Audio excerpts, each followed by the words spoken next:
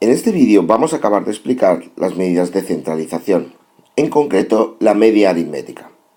La media aritmética es el cociente de la suma de todos los datos multiplicados por su frecuencia y dividido entre el número total de datos.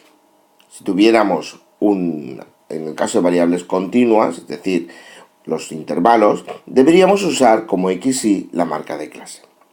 Fijaros en la fórmula de la media aritmética, que es la que soléis hacer vosotros cuando calculáis, pues, por ejemplo, la media de las notas. Cogéis todas vuestras notas, las sumáis y las dividís entre el número que tenéis.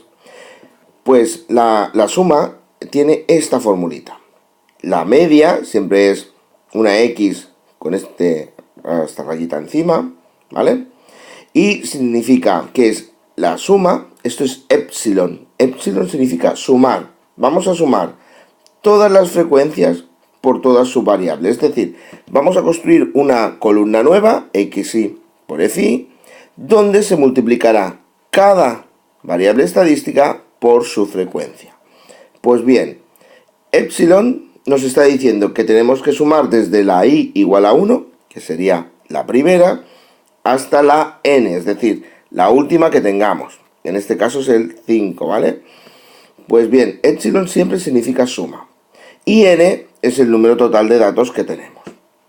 Pues vamos a calcular la media de este ejemplo que tenemos aquí, que es el del vídeo anterior, el número de comidas que hacemos al día. Construimos la columna XY por FY. Fijaros que es muy sencillo, porque solo multiplicamos 1 por 2 es 2, 2 por 6 12, 3 por 20 60, 4 por 10 40 y 5 por 12 60. Y lo que hacemos es sumar todo esto para conseguir el total de esa suma, que será el epsilon, ¿vale? Este epsilon que pone aquí, que es sumatorio de todo, pues no es nada más que esa última casilla.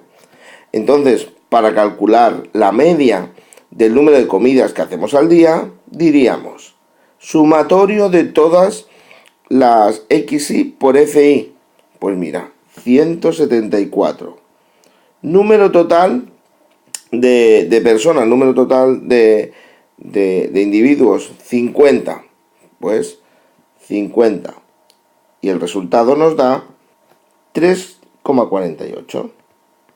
Y esta sería la media del número de comidas que hacemos al día. Veamos otro ejemplo. Estudiamos el peso de los alumnos de una clase y lo agrupamos en una forma continua, en forma de intervalos. Aquí tenemos el número de personas que corresponde a cada uno de los pesos. Nos están pidiendo el peso medio de la clase, pero como es una variable continua, yo no puedo meterla aquí para hacer los cálculos.